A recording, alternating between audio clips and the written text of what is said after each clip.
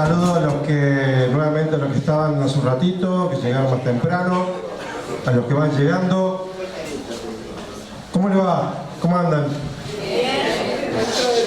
¿Con expectativas como estamos ahí nosotros que hemos organizado esto? Qué lujo, ¿no? Qué lujo. Un aplauso para los compañeros.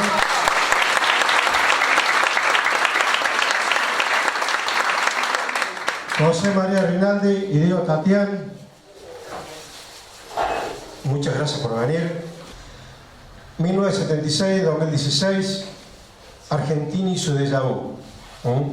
Hemos sido bien concretos con el título, no queremos dar mucha vuelta, no queremos dar nada por supuesto, queremos entender en el marco de lo que son los 40 años del golpe militar, cívico-militar del 76, el 24 de marzo del 76, poder relacionar el momento actual que tenemos en el país y quizás también en Latinoamérica, en algunos sectores, con ese momento. Así que contentísimos, le paso la bocha a ustedes, para que arranquen nomás.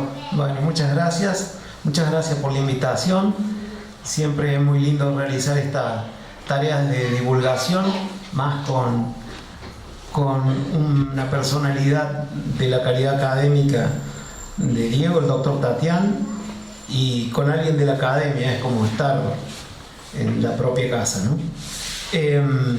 Yo voy a tratar de ser bastante breve, cosa de después abrir el debate, pero lo que uno hace habitualmente cuando hace tareas de extensión, de transferencia y divulgación, es tratar de poner claridad por el hecho de que existe un fenómeno que se dio a partir de la revolución científico-técnica, de la emergencia de las tecnologías de la información y la comunicación, que es una gran cantidad de información, un goteo periodístico que termina generando confusión.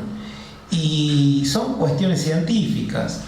Nosotros los que estamos en la ciencia, las cosas tienen una lógica explicativa interna, ¿no? Yo puedo estar confundido de si quiero o no quiero a mi esposa, pero no puedo estar confundido en una política económica o en un programa económico. Habitualmente, cuando alguien nos dice estoy confundida, es porque ya tiene otro.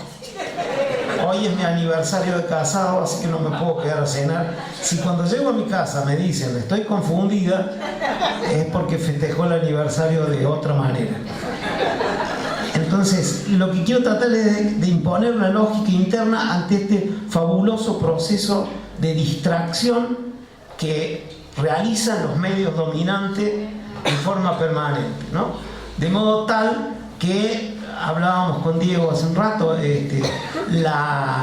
la actitud de la gente ante el nuevo paradigma económico, ante el nuevo político económica es variada, ¿no? Está el que ya está desencantado tempranamente, y está el que dice no me importa pagar 2 o 3 mil pesos la luz mientras si Baez y Jaime van a estar presos, ¿no? Entonces hay distintas sensaciones, y eso es importante de ver cómo lo imponen los medios, principalmente los dominantes. Siempre lo que trata de hacer el medio es que el proceso económico marche en paralelo al proceso sociocultural. Es decir, que sientan que todo está tan mal, que el problema es la herencia. Pero tienen que decir hoy que el PBI, o sea, la actividad económica del año 2015, que era una porquería, creció 2,1%. Y este año el PBI va a ser a una tasa negativa, bien negativa. La primera vez del 2003 al 2015 que vamos a tener un PBI negativo. Argentina nunca tuvo en ese periodo un PBI negativo. Tuvo desaceleraciones que llegaron a ser el 0,48%, la versión más baja. Pero nunca, por primera vez en la historia de la economía argentina, hubo un periodo tan largo e ininterrumpido que más que duplicó el PBI. Entonces, ese es un dato concreto, puntual, que es irrefutable, ¿no? Ahora, si quieren ver cisnes negros, es otra cosa. Entonces, primero aclarar eso. Y segundo, o sea, tratar de que sigamos la lógica, el método científico y no estemos confundidos. Y la otra es que existe un tema muy insistente por ahí que trata de comparar la política económica de la nueva política económica del 10 de diciembre esta parte con los 90. Y me parece que es una forma elegante de comparar el neoliberalismo, sino que esto tiene que ver con la nueva política económica, con desandar lo andado, que es lo mismo que se hizo a partir del 2 de junio del 75, de 1975, y particularmente en el plan del 2 de abril de 1976. Por eso me voy a detener un poquito ahí para llegar acá y comparar lo que era la política económica hasta el 2015, el 2003 al 2015, y lo que está delineando la política económica actual. ¿Qué es el 2 de junio del 2015? El Rodrigazo. El Rodrigazo, el tan anunciado Rodrigazo que le iba a pasar a los kirchneristas, porque empezaron a finales del 2011 y en febrero hubo una declaración muy insistente de La Baña de que Argentina estaba ante un nuevo Rodrigazo. Después le dijeron el Rodrigazo en cuotas. No era en cuotas, la amortización fue exagerada y ahora, actual, ahora se da el esquema del Rodrigazo. ¿Qué ocurre con Celestino Rodríguez? Celestino Rodrigo se reúne de una gran cantidad de economistas de orientación monetarista, tipos egresados de Chicago, todos Chicago Boys, como se les conocen. Estaba en el top, estaba por ganar el premio Nobel de Economía Milton Friedman. Era su política económica era impuesta en las dictaduras a nivel mundial, y en un contexto en que el mundo trataba de reinterpretar un nuevo paradigma económico que había sido la crisis del petróleo. A finales de 1973 se produce la crisis del petróleo y cambia 2 años de concepto de riqueza basado en energía barata. Porque la segunda etapa de la revolución industrial, 1850, fue meterle power a la economía, la máquina a vapor. Fue meterle energía en el proceso de transformación, ¿no? En este nuevo modo de producción en términos de Marx. Entonces, fueron 2 siglos que se rompen ahí en la crisis del petróleo y la producción ya deja de estar sustentada en energía barata. Entonces el mundo se tiene que reconvertir para encontrar un nuevo vector de producción que no gaste tanta energía. Entonces, al borde de una crisis mundial, las novelas de esa época, Frederick Forsyth y todo esto hablaban, todas las hipótesis de la Tercera Guerra Mundial era un barco cisterna, un árabe muerto por acá, estaban en base al petróleo. Entonces, lo que se plantea es una gran reunión científica que se le dio a llamar la Comisión Trilateral. Se reunieron 350.000 científicos de Europa, Japón y Estados Unidos y diseñaron un nuevo mundo. Dice, bueno, el orden económico mundial va a ser el primer mundo, nosotros los industrializados. El segundo mundo, los que tienen petróleo, que era lo que le habían cuatruplicado la boleta de petróleo. Y el tercer mundo, los que tienen alimento. Y el cuarto mundo, los que no tienen ni petróleo ni alimento, los desahuciados, el África subsahariana. ¿Qué hace la visión de Celestino Rodrigo? Incorporarse fervientemente a esa división internacional del trabajo como país agroexportador. Entonces, ¿qué hace? Tarifazo del 180%, devaluación del 160%, congelamiento de las paritarias que habían realizado un ajuste del 100% de los salarios. No sé si les suenan las medidas, pero más que déjà vu es Freddy el retorno de la pesadilla.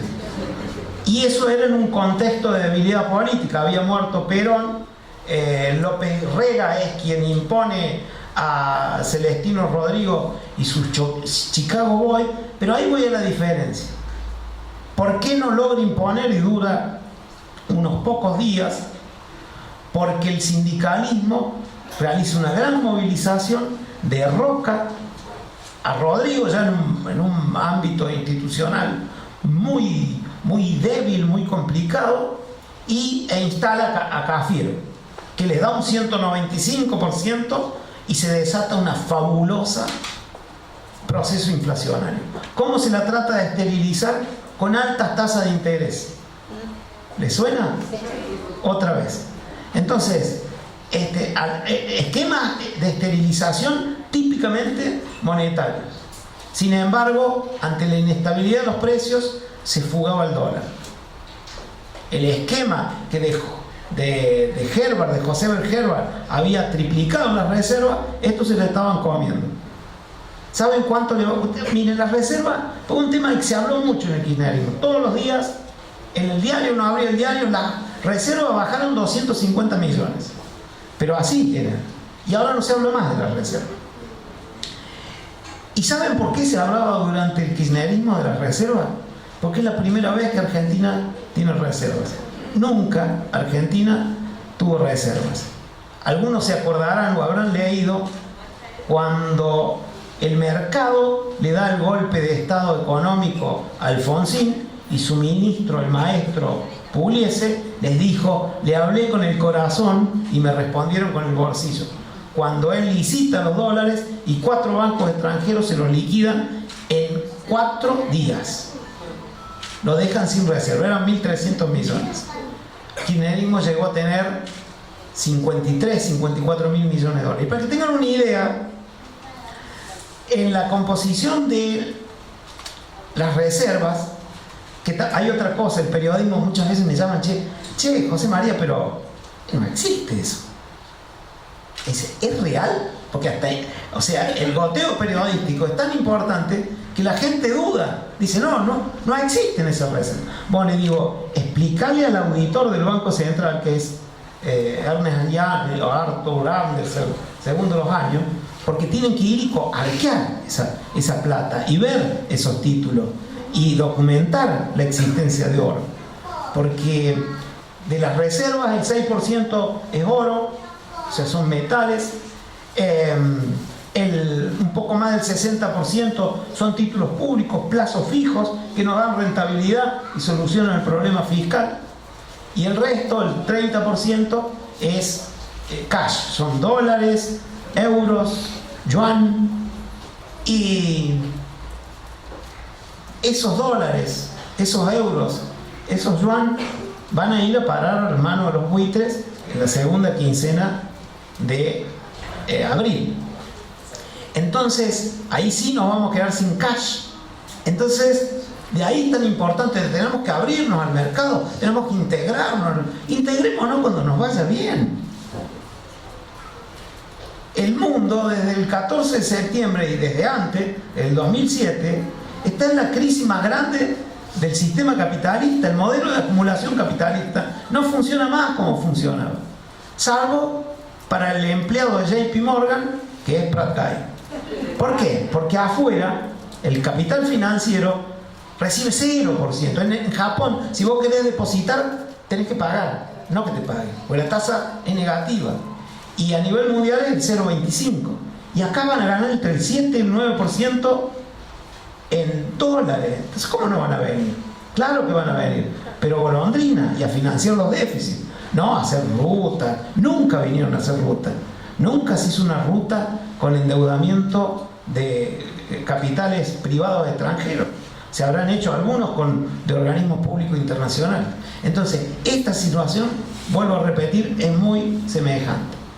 A pesar de esto y a pesar de haber interrumpido, y me quiero referir a otra cosa, la urgencia de hacer los cambios mal hechos, desprolijos y abruptos, súbitos, rápido. Dice, pero ¿por qué tan rápido? En diciembre hablábamos con Carlos Gallo, el secretario de Suma 400 de la universidad, y él construía dos escenarios, uno gradualista, en el que lo iban a hacer bien, en el que iban a ingresar, en el que se iba a extranjerizar, y el otro súbito. Me dice, este escenario no lo consideras. Bueno, mi amigo Carlos Gallo es doctor en física, o sea que siga con la resonancia magnética, porque en su análisis nunca dice, yo nunca esperé esto. Es que hay que hacerlo. ¿Por qué? Porque la oposición está fragmentada, la nueva oposición, ¿no? Porque el sindicalismo está fragmentado, y porque ahora los que apoyaron a Cambiemos quedaron como cura que perdieron los fieles, y te dicen, no, pero esto no es de lo que hablamos, esto es otra cosa. Pero ¿y qué pensaban que era? Las tesis ofertistas son así. Entonces, ¿qué iban a decir? No, bueno, pero ¿y Martínez Dios? Y ahí voy. El 2 de abril del 76 se produce el golpe a sangre y fuego, y no habla el ministro de Economía en marzo, sino que lo hace el 2 de abril, porque estaba en un safari en África, estaba cazando animalitos, estaba practicando para aplicar la técnica del safari dentro de los militantes nuestros. Y viene y arma las apuradas el discurso, y hace un discurso muy largo. Yo era bastante chico, pero Trevor siempre me cuenta esto, porque Trevor cumple año el 3 de abril. Y siempre me dice, usted sabe, empecé el cumpleaños escuchándolo a Martínez Dios. Me cuenta cuando descifraba este largo discurso que empezó a las 10 de la noche y terminó como a las 2 de la mañana. ¿Cuál era el diagnóstico ahí? Dice, estamos bien. No hablaba de herencia. La economía argentina esencialmente está bien. Lo que pasa es que se equivocó en pretender industrializarse. Comisión trilateral. Yo voy a hacer lo que me dice la Comisión Trilateral, decía Estados Unidos lo desarrollado, que es producir alimentos. Y decía, Argentina, granero del mundo, vamos a llegar a los 100 millones de toneladas de grano.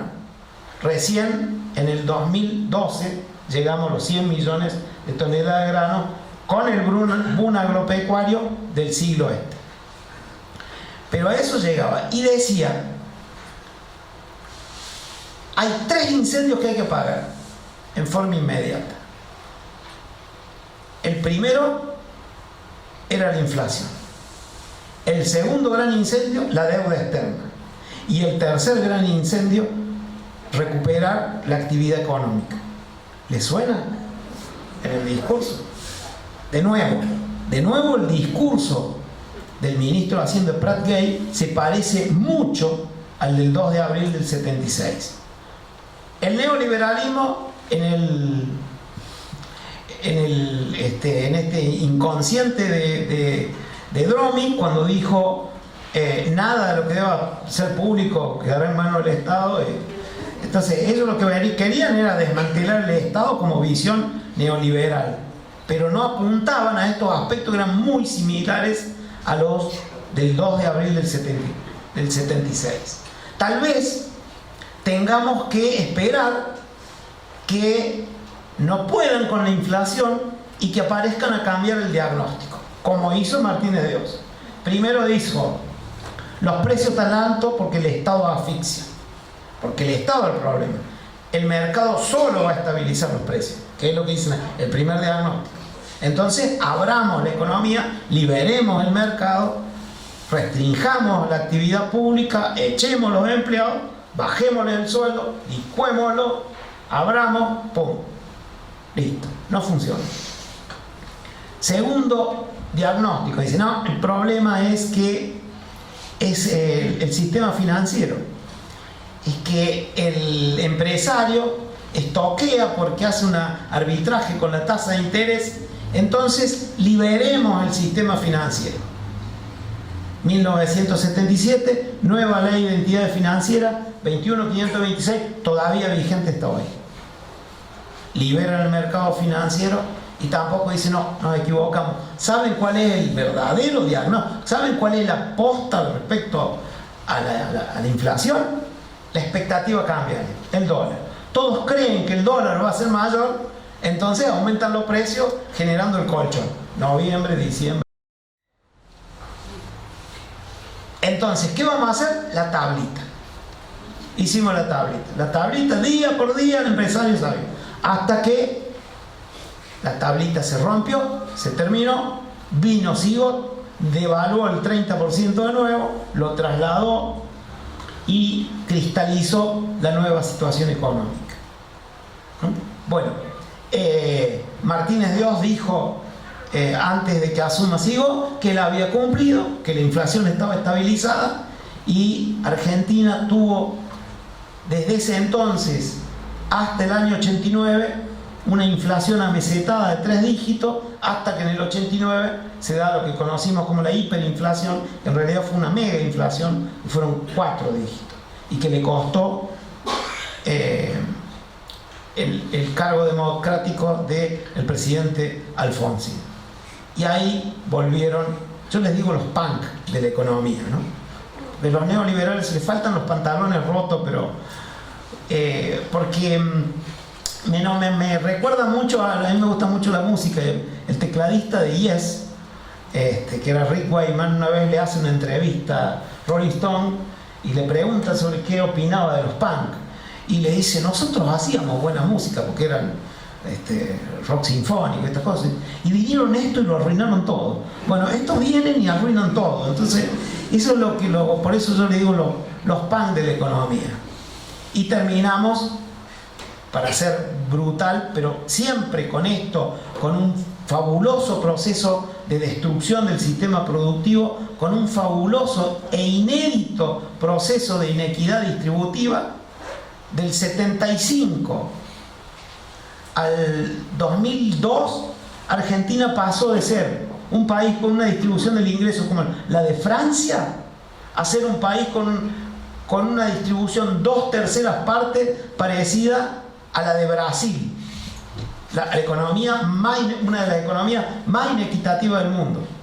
Es decir, hicimos el camino inverso que han hecho todas las economías del mundo, inclusive las que estuvieron en guerra. ¿Qué hace el gobierno del 2003? Cambia el paradigma, deja la lógica del mercado, deja la lógica de la apertura, deja la lógica de la deuda, recupera la institucionalidad del Estado en lugar del mercado como asignador de recursos, inicia un proceso de desendeudamiento que permite liberar recursos fiscales.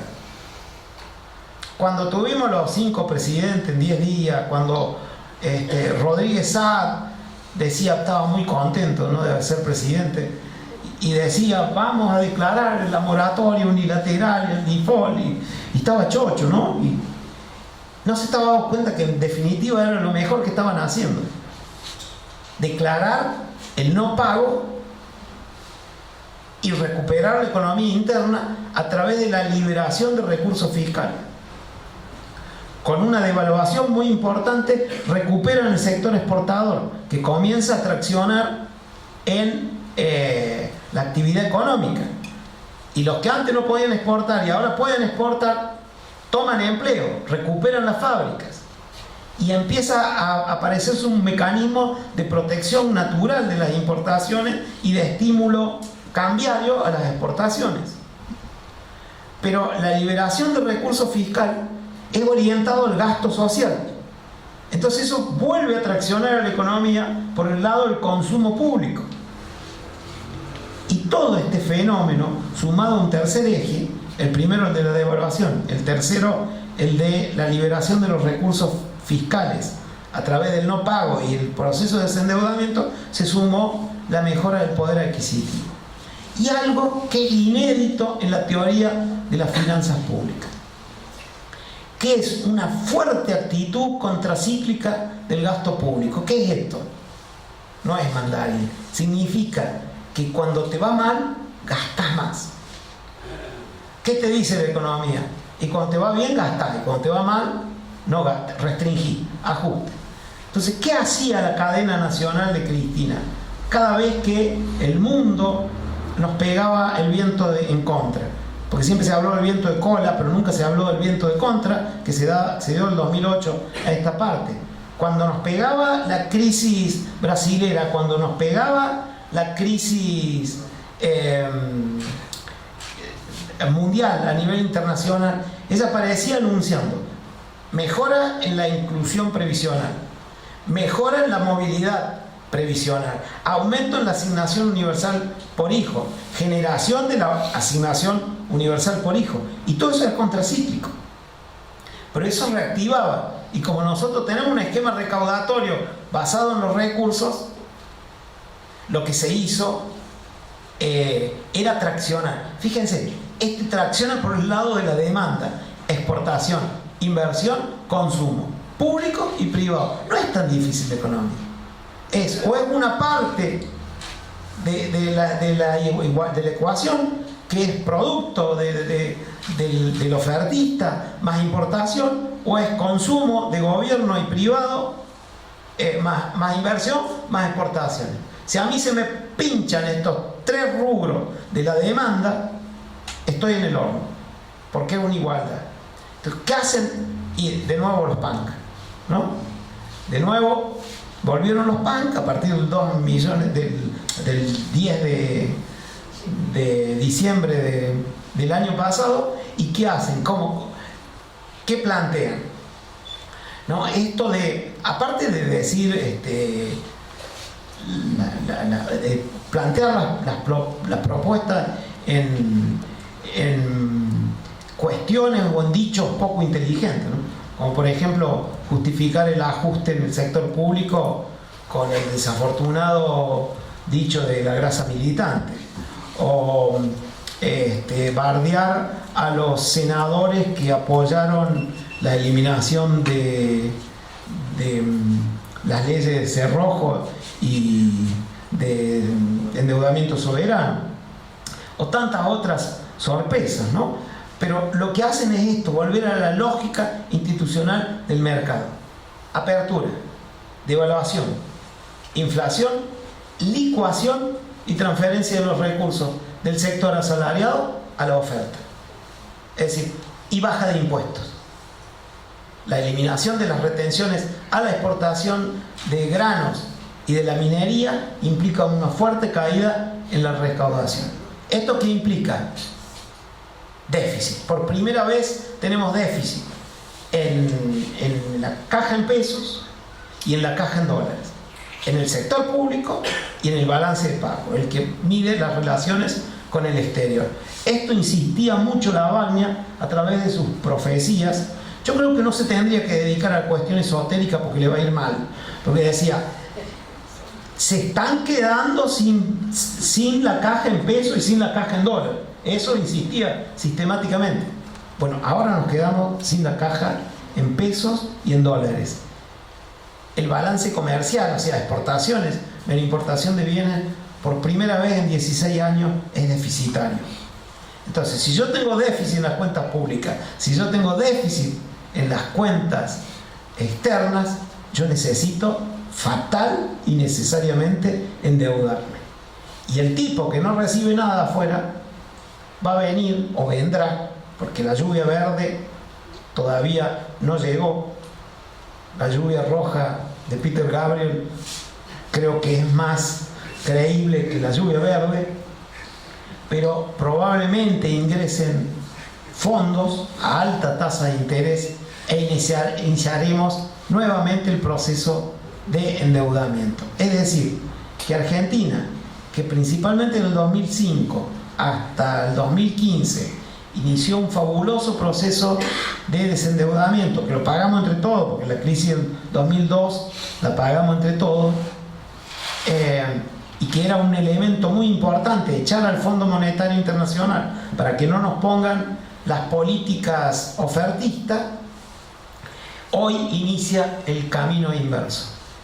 Y tanto la mera observación como los trabajos econométricos que yo los he hecho y los he publicado en la Jornada Internacional de Finanzas Públicas del año pasado, demuestran una paradoja, que cuando nosotros nos endeudamos nos disminuye fabulosamente la calidad de vida. Yo hice un análisis econométrico de la relación deuda con pobreza, indigencia y desocupación. Y es pintado el paralelismo, la correlación positiva que existe en esto. Que es paradójico, porque te dicen en lo doméstico, y uno se tiene que endeudar, porque cuando se endeuda es para mejorar, es para cambiar el auto, es para hacerse la casa.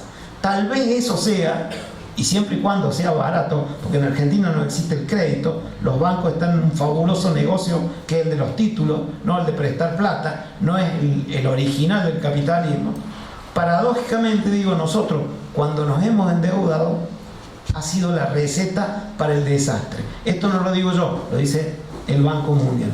Por eso, y para no quitarme más tiempo a Diego, nuevamente nos pondremos los pantalones rotos y empezaremos a hacer pogo, pero un pogo bastante fuerte.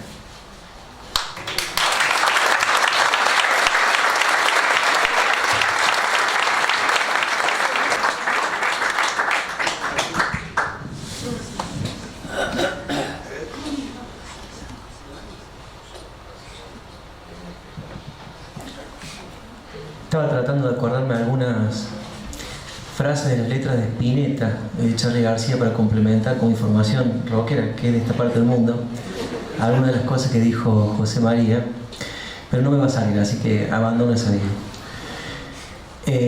Muchas gracias Jorge Boido, que no sé por dónde anda, y a los compañeros de la COPI por invitarme a esta intervención hoy aquí esta noche, y sobre todo por la posibilidad de compartir una mesa con José María Rinaldi. Es la primera mesa que compartimos, creo, a pesar de tener muchas ideas en común. Yo lo sigo José María siempre que puedo porque aprendo mucho de algo tan fundamental como la economía, que él explica simplemente, y entonces, bueno, es un gusto, la verdad. Yo voy a hablar me voy a desviar un poquito, y he tratado, hice un punteo para organizar, para ordenar mi exposición, y se me ocurrió tomar 3 preguntas para ver si balbuceamos algún tipo de respuesta que nos ayude a comprender en dónde estamos. La primera pregunta es esa, es decir, ¿frente a qué estamos? La primera pregunta es, ¿qué tenemos delante? Y sobre todo, me parece que para comprender esto, para responder esto, es muy importante lo que ya hemos visto, el déjà vu, pero me parece que hay que tener la paciencia de detectar lo que no hemos visto. Hay algo de lo que está pasando que no hemos visto, me parece. Si bien pensar es siempre producir filiaciones con experiencias históricas, con una memoria, una cantidad de cosas que nos ayudan a comprender algo, porque si no, no podríamos ni siquiera empezar a hablar. Sin embargo, hay algo que no hemos visto.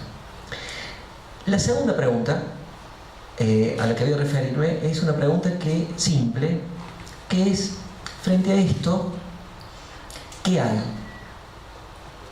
Tampoco sabemos qué hay. Nosotros preguntamos arriba de esta mesa qué hay. Hay que empezar humildemente a mencionar, hay un vaso, hay un micrófono, y detectar lo que hay, coleccionarlo y ver.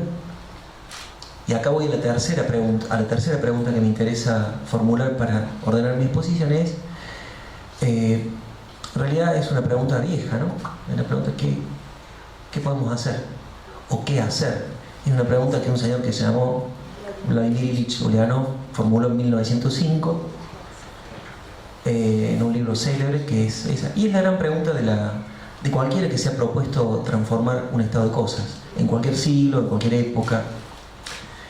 No es fácil saber qué hacer. Es la pregunta de la política.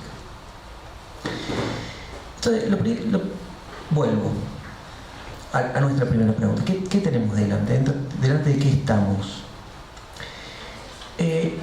Yo lo primero que diría es que hay que tener no hay que cometer el error de subestimar. A mí me parece que la subestimación en política es un error garrafal. Y creo que estamos delante de un conjunto de personas que sabe perfectamente lo que está haciendo. La reacción o la idea de que estamos ante un conjunto de improvisados que se van a desmadrar en cualquier momento y van a salir en helicóptero como escenas que ya hemos visto, me parece que es una comodidad intelectual, es una comodidad política y un error de análisis.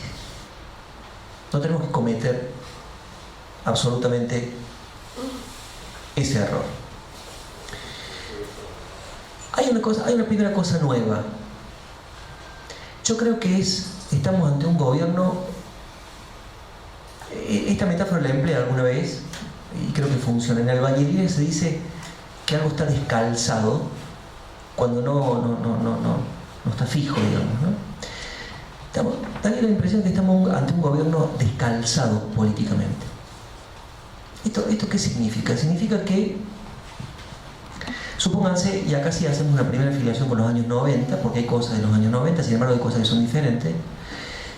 Esto es diferente. Por ejemplo, en los años 90 a mí me da la impresión de que Menem pudo hacer lo que hizo, porque, entre otras cosas, porque fue un político que viene de un partido popular, con mucho arraigo popular, era un político que por tanto tenía una base de sustentación política que le permitía una interlocución con sectores de lo que se llama la sociedad civil, con los sindicatos, con las universidades, con distintos sectores sociales, que pudo desarticular toda resistencia y que pudo de alguna manera enraizar su proyecto de privatización a gran escala y de venta de la Argentina, y por un tiempo, por 10 años, digamos, le salió bien. Es decir, era un político que tenía raíces sociales, eso es lo que quiero decir. Después es otro problema si traicionó esas raíces, si vino a hacer lo contrario, no estoy hablando de eso. Pero me parece que la eficacia que tuvo el menemismo se debió en gran medida a eso. Cuando yo digo que estamos ante un gobierno descalzado, me refiero a que ya no sucede eso. Daría la impresión de que estamos ante un conjunto de, como se ha dicho muchas veces, deseos, sin ningún tipo de raíz popular, que no hay mediación política en este gobierno, que por primera vez, tal vez en la Argentina, no solamente la derecha más ranciamente oligárquica llega al poder por el voto popular, sino que por primera vez esa perspectiva oligárquica está atendida por sus propios dueños. Es decir, sin ningún tipo de mediación política. Porque Menem era, digamos, en un análisis marxista clásico, era simplemente un mascarón de pro de intereses económicos que hablaban y expresaban e imponían un proyecto a través suyo. Daría la impresión de que esto ya no es así. Y entonces, eso es nuevo y no sabemos a dónde va. Pero no es simplemente, por supuesto que la perspectiva de Macri, que tiene una formación empresarial, es considerar un país como una empresa y por lo tanto poner empresarios para la administración de las cosas, pensando lo que hay que hacer en base a variables que son puramente cuantitativistas, empresariales y demás. Eso sabemos que es así, pero también hay algo deliberado en esto.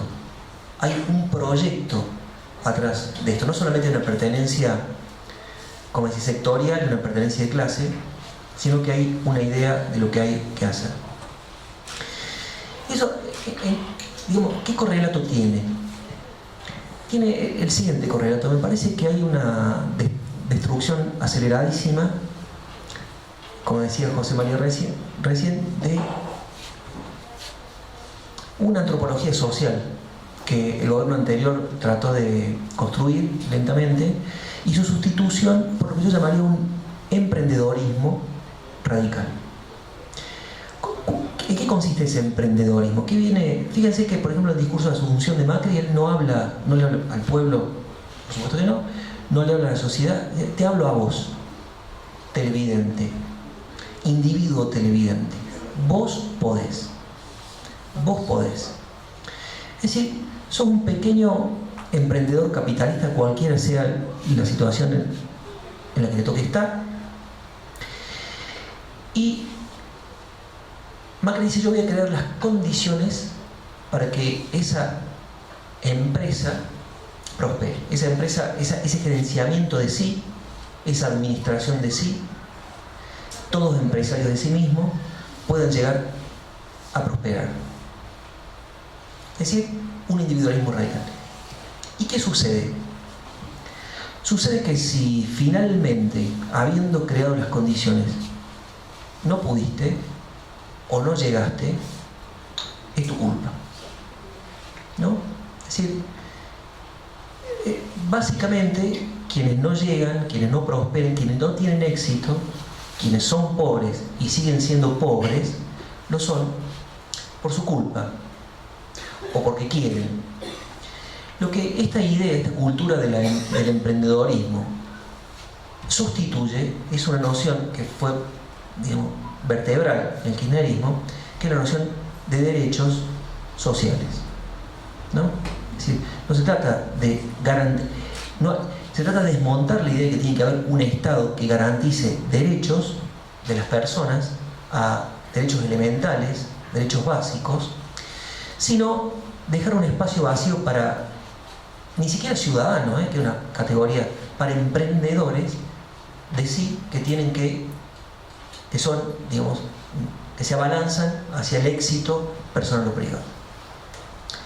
Esto es un cambio cultural muy fuerte y toca una fibra antropológica en las personas. O sea, es eficaz este discurso. Cuando nosotros, si ustedes van a los barrios, por ejemplo, a los barrios populares, donde ganó Macri por todas partes, uno de los argumentos, hay varios argumentos, pero uno de los argumentos son los planes sociales, ¿no? Es decir, personas que estaban al borde de la pobreza y la indigencia, directamente la indigencia, votan a Macri porque el gobierno anterior financia vagos, o embarazadas, o gente que no trabaja, o que tiene muchos hijos, ¿no? Es decir, todo plan social es visto como un despilfarro, como una injusticia para las personas desfavorecidas que trabajan. Por tanto, esa idea es eficaz. Igual que la idea de cambio, ¿no? Todas las personas quieren...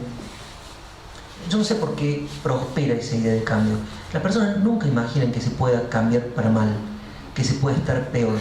Siempre hay una pasión muy extraña en la sociedad, que es la esperanza, que es una pasión engañosa, una pasión que hay que revisar, porque a través de la esperanza se han llevado, digamos, en tropel a sociedades enteras a abismos, ¿no?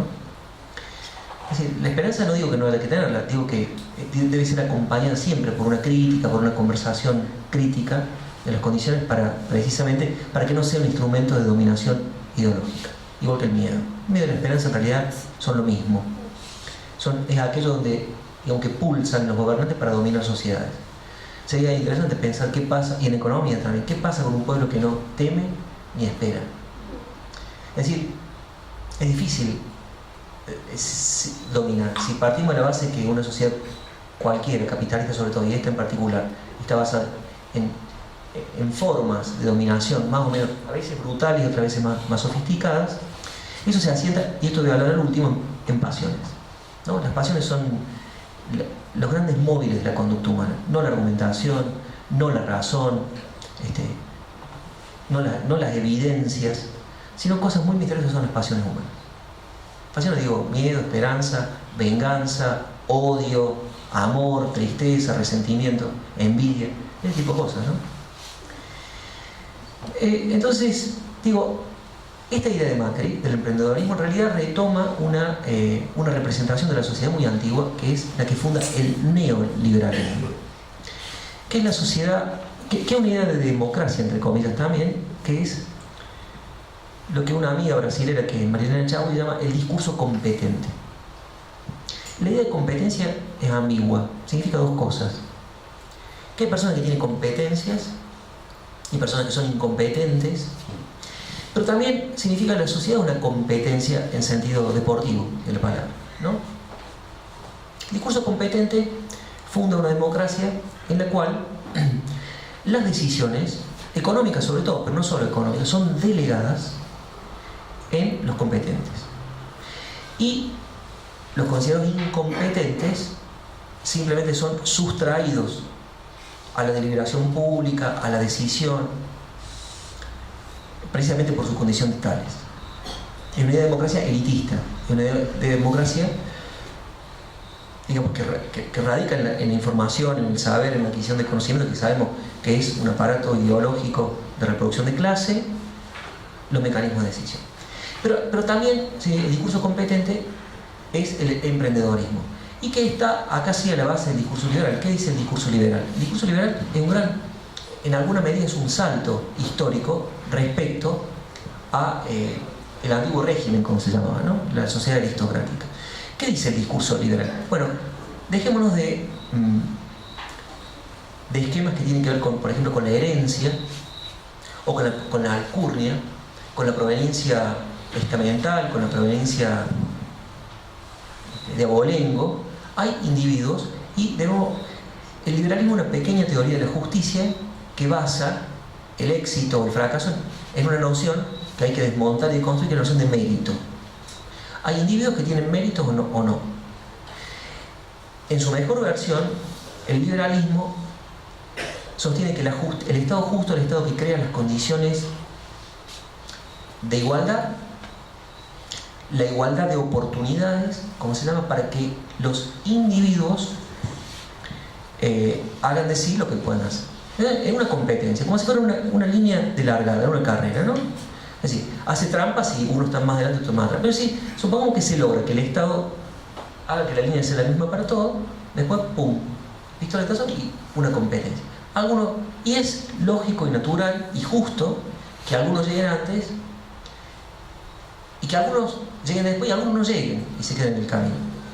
¿Por qué? Bueno, porque por falta de mérito, por falta de talento, por vagancia, por lo que fuera. Esa idea, esa representación del discurso competente, de la sociedad competente, y la idea de igualdad de oportunidades es la idea que hay que, a mi modo de ver, desmontar en aliento de una idea de democracia absolutamente diferente, de democracia social, que en realidad la clave críptica la dio alguien que fue un gran conocedor de la manera de funcionamiento del capitalismo, que se llamó Carlos Marx, y en uno de sus últimos textos, la crítica del programa de Gotha, dijo una de las pocas frases con las cuales quería describir el comunismo, porque prácticamente Marx no habló del comunismo, no era un filósofo del comunismo, era un teórico del capitalismo, ¿no? Lo que él quería entender es cómo funciona, cómo diablo funciona esto, que se le escapaba por todos lados. Y Marx en esa frase dice, de cada uno según su capacidad, a cada uno según su necesidad.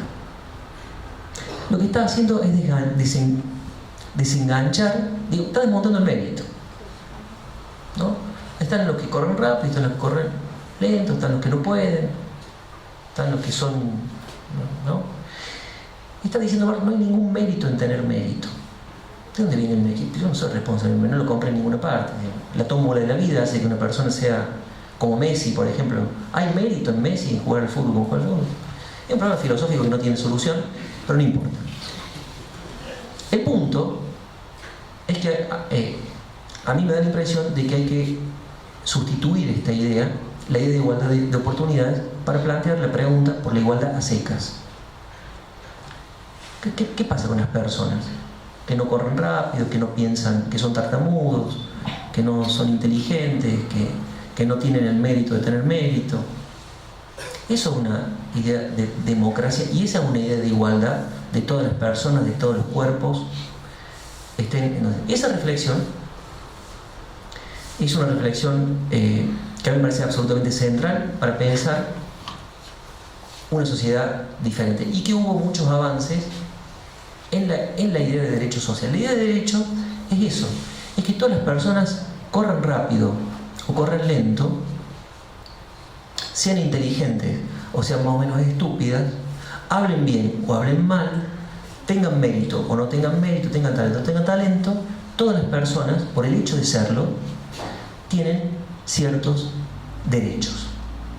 Es independiente del mérito los derechos que tienen las personas. A la vida, a la educación, a la salud, a la vivienda, ¿no? Por lo menos lo dice la Constitución Nacional, no hace falta irse demasiado. Y para eso, bueno, hay que tomar decisiones económicas para que las personas no queden libradas a sí mismas, a su propio emprendimiento.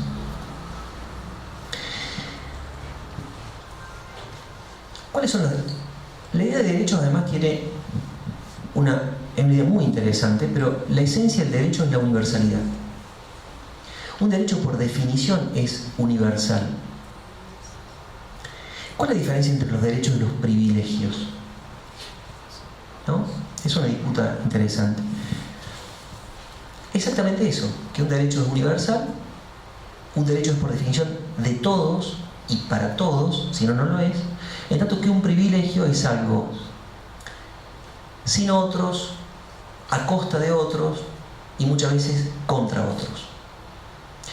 La democracia como tránsito del privilegio al derecho, la democracia como tránsito de un conjunto de privilegios a una sociedad de los derechos, es exactamente lo que me gustaría llamar con la palabra democracia. Contra la idea, otra idea, porque la esencia de la democracia es disputar el sentido de la democracia. Todo el mundo se dice democrático. No hay nadie que no se diga. El problema es de qué estamos hablando cuando hablamos de democracia. Democracia es muchas cosas más. Yo quiero decir lo siguiente. Esto frente a lo que estamos, vuelvo un poquito a nuestra primera pregunta. Yo creo que estamos, y voy a decir una cosa arriesgada, creo que estamos frente a un grupo de tareas gerencial cuya única misión, cuya única tarea, cuyo único cometido es reinsertar a la Argentina en el circuito financiero internacional, de donde el gobierno anterior osó sustraerla parcialmente. Eso es todo.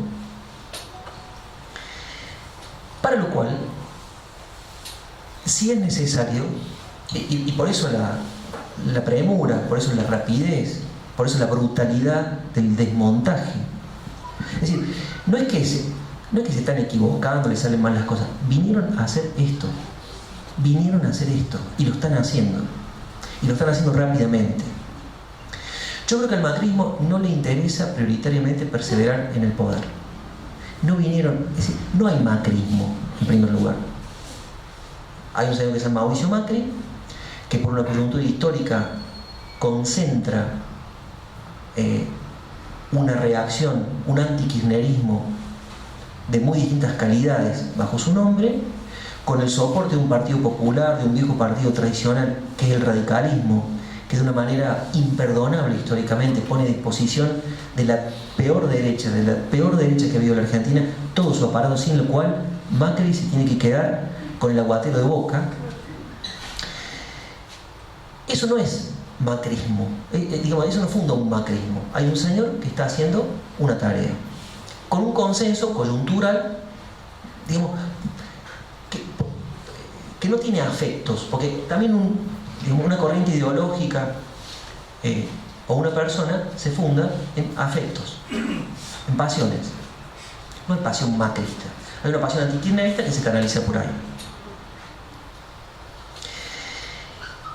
Y yo creo que Macri la tarea no es permanecer en el poder, es lograr cuanto antes, lo más rápidamente posible, consumar esta tarea que vinieron a realizar, y después, si hay que abandonar el gobierno, hacerlo. Y crear, digamos, una transición hacia una alternancia más política que administre la obra consumada. ¿No se entiende? Por supuesto, si se quiere Si se queda en el poder, mucho mejor, pero no es ese el objetivo. El objetivo es un objetivo de disciplinamiento internacional frente a un país que subordinó la economía a la política, que consideró que el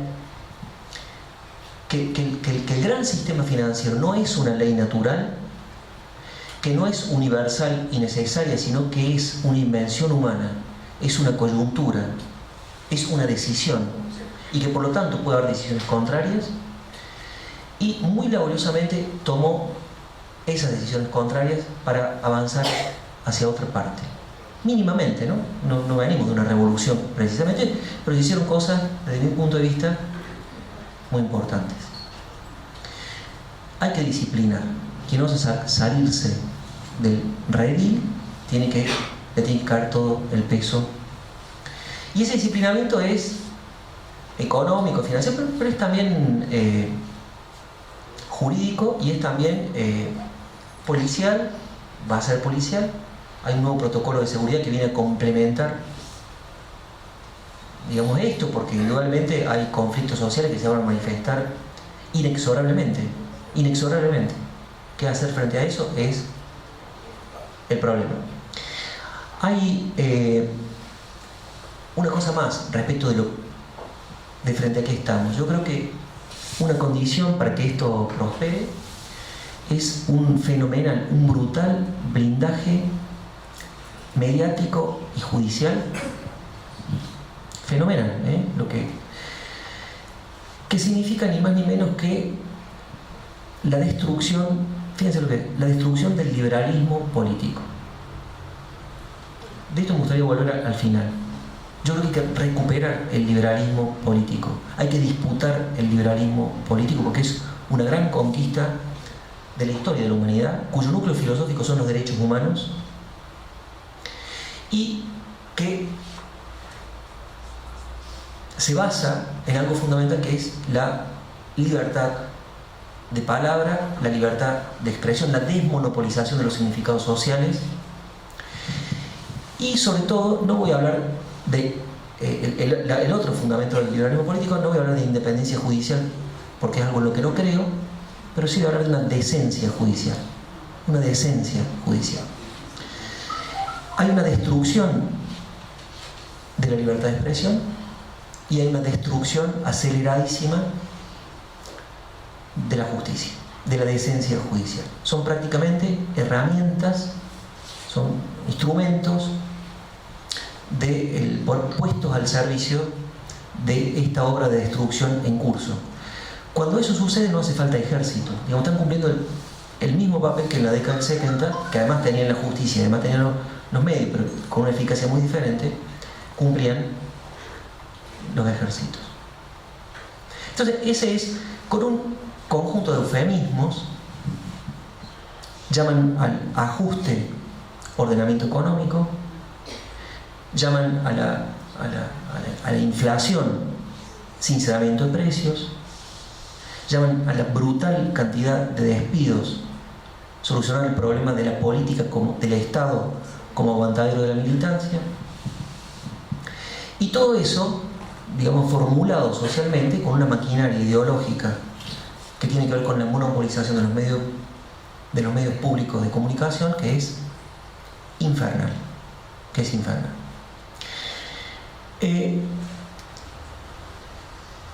A su vez, creo que hay realmente, y esto es una cosa que va más allá, tiene que ver con la historia, hay un cansancio de la política. Hubo un cansancio de la política, a lo que yo atribuyo en gran medida también la derrota electoral.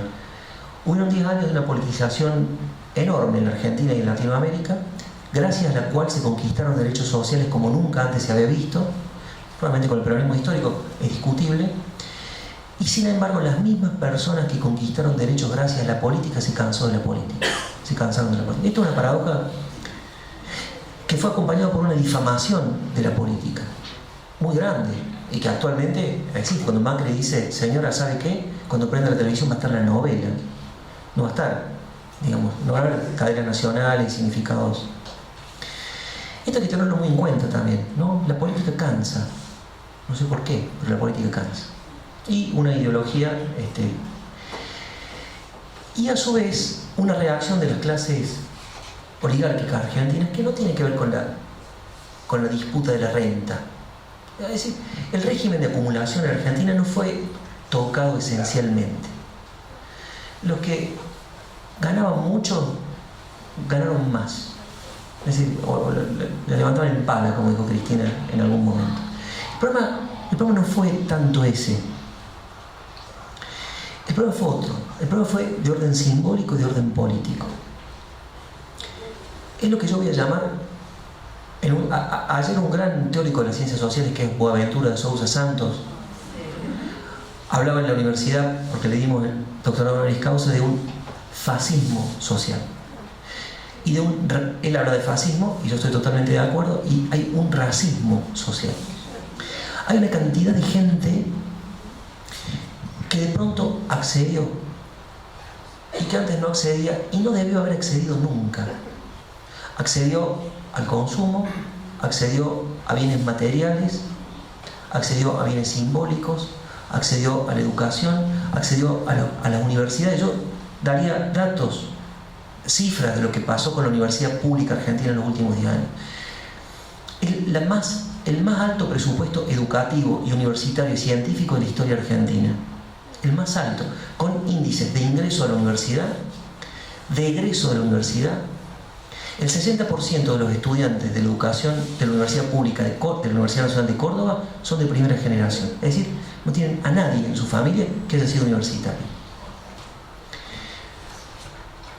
Eso es imperdonable, aunque no afecte mi ganancia. Fíjense, se lo voy a decir, hay un gran psicoanalista francés, que fue Jacques Lacan, que tiene una teoría que él habla del fantasma neurótico del goce del otro. ¿Qué quiere decir esto? Quiere decir lo siguiente, quiere decir que si yo tengo bienes, tengo una situación, el goce, yo me permito gozar de lo que está a la base de mi goce, es la exclusividad. Es una estructura. Y la formulación negativa es, porque el otro goza, yo ya no puedo hacerlo, aunque las cosas las tenga, aunque la situación la tenga. Es decir, lo que no se tolera, lo que las clases dirigentes argentinas no toleran, es una simple cosa: la igualdad. Lo que está en el centro de la discusión democrática es la igualdad. No hay democracia sin igualdad, no de oportunidades, porque eso es falso. Además, nunca hay igualdad de oportunidades, eso es ideológico. Igualdad. Y no desigualdad, porque los informes económicos, las ONG, digamos, los CEOs que están tan preocupados por la desigualdad, no se trata de reducir la desigualdad, se trata de producir la igualdad, ¿no? Y eso es lo que estuvo en el centro de la experiencia política argentina reciente y continental. Y exactamente eso, vieron que nadie habla de igualdad, se habla de desigualdad, pero no de igualdad. Es eso lo que se trata de desmontar, de muchas maneras, también ideológicamente, ¿no? El poder ideológico es un tipo de poder que hace que las personas reproduzcan, en sentido clásico, estoy simplificando mucho, ¿no? Reproduzcan ideas, reproduzcan formulaciones contra sus propios intereses. Tiene una eficacia enorme. Yo, por ejemplo, recuerdo, tengo un amigo que votó a Macri. Y entonces, un amigo entre comillas, ¿no? Entonces, digo, pero conversemos, digo, ¿por qué votaste a Macri? Dame y me dice, ganancias. Digo, ¿te puedo hacer una pregunta? ¿Cuánto ganas? Dijo, 7.000 pesos. ¿No ves que sos un pelotudo? ¿Qué le puedo decir? ¿No ves que a mí, que yo soy un decano, tengo un buen sueldo, me sacan un choclo para que giles como vos pueden ir a un hospital, a la escuela pública, porque si no estarías totalmente desprotegida, y votás en contra por ganancias? Te han metido en la cabeza cualquiera. Así funciona la ideología y es muy eficaz. Y el trabajo crítico no lo están. Vamos a la segunda. Nos estamos yendo mucho, ¿no? ¿De tiempo?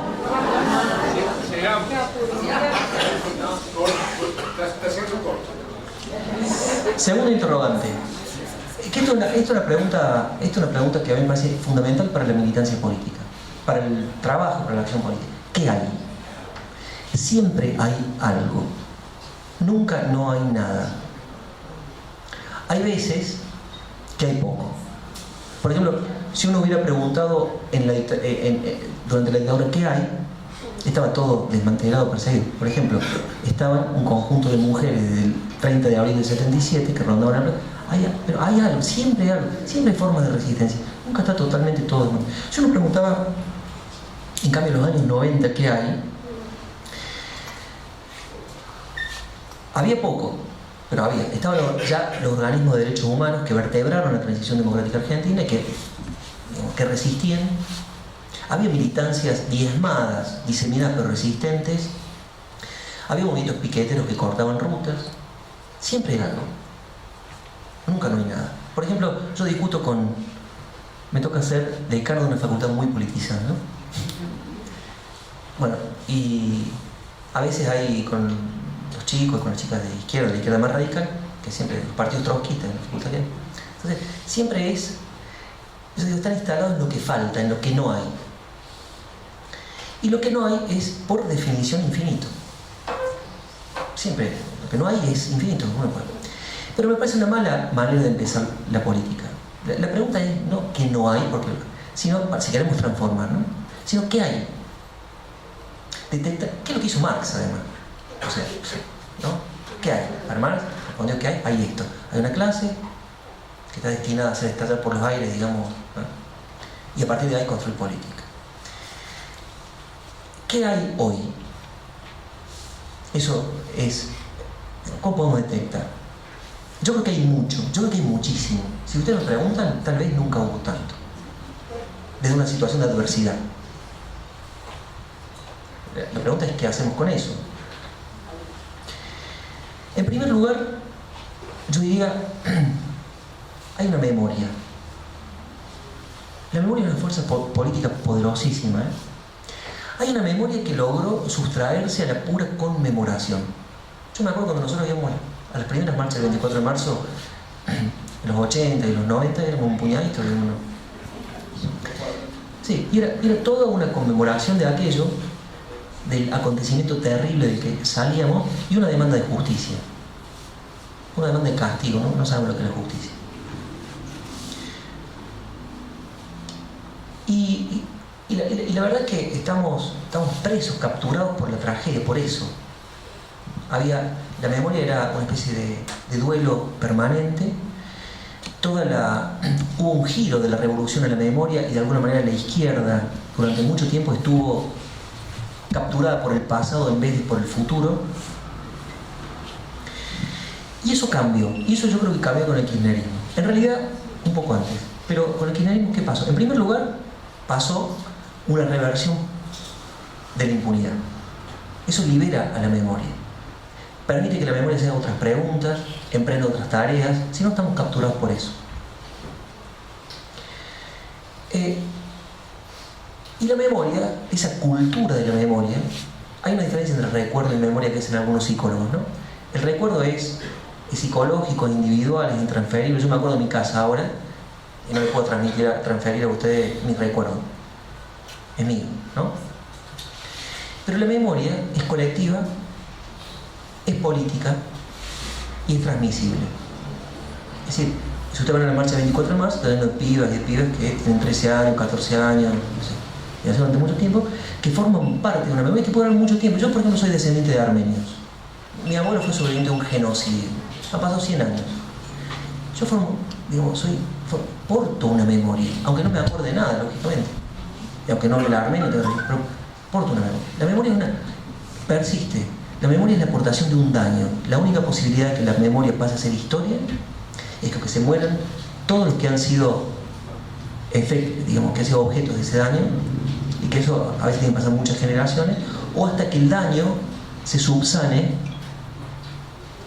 de alguna manera, ¿no? Entonces ahí sí podemos pasar a la historia. La memoria es eso lo quiero decir, está. Y la memoria no es siempre memoria del dolor, ¿no? Es memoria de muchas cosas. Y tiene una temporalidad rara. No es lineal, no es cronológica.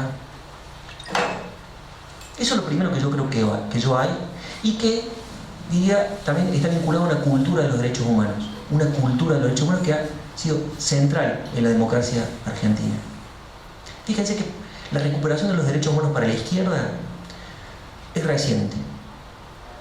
Marx, por ejemplo, tiene una página en la ideología alemana donde dice: no, los derechos humanos, la cosa burguesa, son los derechos de individuo, hay que hablar de trabajadores. Y diría que casi en los años 70, un filósofo marxista, para más datos trotskista, que fue Claude Lefort, escribe un texto fundamental, y a partir de entonces hay un giro y una reapropiación de los derechos humanos para la cultura de izquierda, que por supuesto tiene distintas generaciones. Los derechos humanos nacen como una declaración de derechos individuales y ahora son derechos sociales y colectivos. ¿Cuál es la diferencia entre uno y otro? Que los derechos humanos son derechos que tienen los individuos, que ningún poder constituido, ningún Estado puede tocar. Es decir, son derechos contra el Estado. Por eso, por ejemplo, cuando uno habla con un taxista, él dice al taxista: bueno, y los derechos humanos de las víctimas, de los delincuentes, ¿qué pasa con ellos? Oiga, mire, señor taxista, ¿sabe qué? Cuando alguien es víctima de un delincuente, lo que hay no es una violación de los derechos humanos, hay un delito. Por definición, los derechos humanos pueden ser violados solo por los Estados. Lo cual no quiere decir que no haya delito. Ese delito, yo no puedo violar los derechos humanos a mi amigo José María, le haga lo que le haga. Yo sí puedo cometer un homicidio, un robo, un delito, pero no violar los derechos humanos. El Estado sí puede hacerlo. Por eso, los derechos humanos son contra el Estado. Pero después hay una paradoja cuando los derechos pasan a ser sociales, que los derechos sociales no solamente no son contra el Estado, sino que solo pueden ser garantizados por el Estado. El mercado no garantiza derechos sociales, ¿no? Como es obvio. Y en esa instancia, en ese estadio, que por supuesto no son respeto a los derechos individuales y garantía de los derechos sociales, ellos estuvieron en la base de la experiencia kirchnerista. Por eso digo que hay una beta liberal, además de nacional popular, además de republicana, además de social. Esto es lo más interesante del kirchnerismo, que fue una amalgama de tradiciones muy disímiles que supo tramar de una manera novedosa y muy interesante. Pero la cultura de los derechos humanos, que fue fundamental en Argentina, ¿no? Prácticamente no podemos pensar nuestra democracia sin esas madres, hijos y abuelas que llenaron las plazas públicas en algún momento y que impulsaron la democracia y nos trajeron a donde estamos. Lo cual es muy paradójica por lo demás, pero no vamos a hablar de eso. Tercer lugar, o cuarto, o quinto, ya no sé. Hay una marca histórica. Esta es una diferencia con los 90 también. El kirchnerismo deja una marca histórica. Es decir, no es que el macrismo está en el vacío como si no hubiera pasado. No es que el macrismo sale de una hiperinflación, de una recesión, de un país destruido. Sale de una experiencia histórica, política, económica riquísima.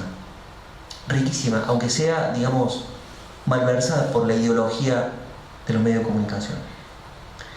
Eso también genera una memoria. Eso genera una memoria involuntaria, para hablar con Proust. A veces la memoria es involuntaria y aparece cuando quiere. Complicada de ida y vuelta, de que la democracia es una vía para enfrentar poderes. Que la democracia puede enfrentar poderes, puede subordinar las corporaciones a las instituciones. Esto no es obvio, no es una respuesta que salga. Eso se forja en la experiencia histórica y nosotros tenemos esa experiencia de democracia, ¿no? Y eso actúa, por tanto, me parece a mí como una memoria. La democracia no como discurso competente, sino como gobierno de cualquiera. En este momento, el presidente de Bolivia es un indio aymara que a gatas habla el español. Hasta hace poco, antes de Dilma, el presidente del país más grande de Latinoamérica, el más grande del mundo, era un tornero y el hijo de un tornero que no tuvo ningún tipo de formación. Eso es una cosa muy novedosa, pero muy novedosa. Que la democracia y el poder político puede ser ejercido por personas cualquiera. Por supuesto que tengan una experiencia, una trayectoria. También esto puede tener una malversación. Si yo digo, bueno, Miguel del Cel, cualquiera. Por supuesto, yo no. Pero lo interesante es que haya un ejercicio del poder político por personas que vienen del mundo popular, pero que han sido forjados por un conjunto de luchas civiles, colectivas, demás, que lo han puesto en un lugar de sensibilidad popular. Y no un paracaidista que adquirió su popularidad en otra parte, ¿no? Que hacen operaciones mediáticas. Me estoy refiriendo a eso. Eso es una cosa muy importante en la conciencia nuestra. Vamos a la última pregunta, así después abrimos, porque que es la más... ¿Qué hacer? ¿Qué hacer con esto que hay respecto a lo que tenemos enfrente? En primer lugar, creo que hay algunas cosas de las que hay que separarse. Hay una mala pasión que impide la política, que es la nostalgia. Nada de nostalgia. Y ningún anhelo de repetición. Sí, por supuesto, responsabilidad frente a una herencia, sí dejarse inspirar por una herencia, pero invención, novedad, capacidad de producir una cosa nueva. Se lo voy a decir en criollo. De este atolladero no se sale con kirchnerismo. No se sale con kirchnerismo. Si queremos salir de este atolladero con kirchnerismo, vamos a terminar en un espacio testimonial. Vamos a terminar siendo el PI de los años 80 y 90. Hay que construir mayoría. Hay que reconstruir una hegemonía, y hay que hacerlo de una manera inventiva, de una manera sin pereza, ¿no? Contra la nostalgia y contra la repetición. Disputar el pasado, disputar el presente y disputar el futuro. Yo lo que veo es que hay una situación novedosa, que es esta. Cuando fue el 10 de diciembre, nosotros confiamos que había 2 cámaras donde había mayoría kirchnerista, había una dirigencia que estaba intacta, sindical, política y demás. Yo creo que lo que ha sucedido es que el campo popular ha quedado en más absoluta indefensión, pero no nos confundamos, no por ninguna traición. Toda la dirigencia está extorsionada jurídicamente. A ver, si uno es Diego Bocio y ha manejado una cosa como el ANSES, aunque no haya robado nada, por el solo hecho de manejar algo como el ANSES, encuentra una... ¿Saben lo que le están diciendo a Diego Bocio? Mira, vos te corres 1 milímetro de acá y tenés 10 años de cana. A Diego Bocio y a muchos otros. Y es lo que quieren hacer con Cristina, lo que quieren hacer con Banoli, lo que con Axel no pueden. Pero entonces, digamos, hay que comprender. No pidamos heroísmos. Hay que reconocer de que la base popular tiene que hacer algo consigo mismo sin esperar en este momento nada. Y sin enojarse tampoco. Ahora, la extorsión económica es también con los senadores de las provincias. Hay Berbis que sacó siempre ese gráfico de que hay provincias como Formosa, como La Rioja, etcétera, etcétera, que el gasto público que tienen, el 20% corresponde a recursos propios y el 80% a lo que le manda Nación. ¿Cómo se hace para decir te voto en contra? No, simplemente no se puede, seamos materialistas. No pidamos a alguien algo que no está en condiciones de dar. Hay un funcionamiento que es así. Entonces, yo digo, tiene que haber una autoorganización popular amplia, hay que tener esa generosidad, salir del tribalismo. La constitución de un movimiento de indignados es problemática la palabra, porque en la Argentina la indignación es una pasión política que todos los realismos políticos han activado. En algunos lados ha sido de izquierda, como en España, como en Grecia, actualmente se está constituyendo en Francia, con un economista que es Frédéric Lordon, de la Escuela de Regulación. En Argentina los indignados han sido de derecha, son los caceroleros de Barrio Norte. Por eso. Sin embargo, la gente no va a salir a la calle a crear un frente antimacrista ni por los DNU que eligen a dedo a la Corte Suprema de Justicia, ni por el cierre de la ESMA, ni por la destrucción del AFCA y de la ley de medios. Eso no mueve a las personas. Algunas sí, por ejemplo, a nosotros sí. Pero digo, eso no es... La gente sale cuando le aumentan el gas, cuando le aumentan la luz, cuando le aumentan mucha gente, cuando le aumentan la luz. Y eso va a pasar. ¿Qué vamos a hacer cuando eso pase? Y quiero decir una última, tal vez, bueno, no sé si una última cosa es mucho, pero hay una gran trampa frente a la que está el campo popular en este momento en Argentina. Que yo no sé cómo se hace, pero esa trampa es la violencia. ¿Por qué digo esto? Porque creo que hay algo que se está desmadrando en este momento. Se iba a desmadrar, porque hay algo que viene, digamos, que baje, digamos, cuya instalación genera inevitablemente conflictos sociales de distinta magnitud. En este momento ha sido muy rápido, más con la aparición de estos paraísos fiscales. El 13 está citada Cristina a declaración indagatoria. Parece que Bonadío tiene redactada la prisión preventiva. ¿Qué va a pasar cuando eso suceda? Digamos, una gran movilización. Yo digo lo siguiente: eso no,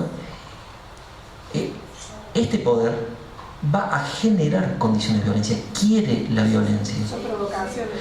Quiere la violencia porque es muy fácil, con un poder mediático enorme, mostrar, bueno, es más, llamar marines si hacen falta. Los estados no están dando ni un paso que sea sin la asesoría de la embajada norteamericana, ni en política. O sea, Macri es un tarado y un mediocre, pero no lo van a dejar equivocarse mucho. O sea, no es él. A ver si nos entendemos. Y hay un proyecto de violencia para América Latina, como pasa en otras partes del mundo. ¿Por qué no va a pasar acá? Garpa, como dicen los chicos, que haya guerra, que haya violencia. Garpa al poder financiero del que estamos hablando. ¿Qué vamos a hacer nosotros? Porque la violencia sucede, hay pasiones que llevan a eso.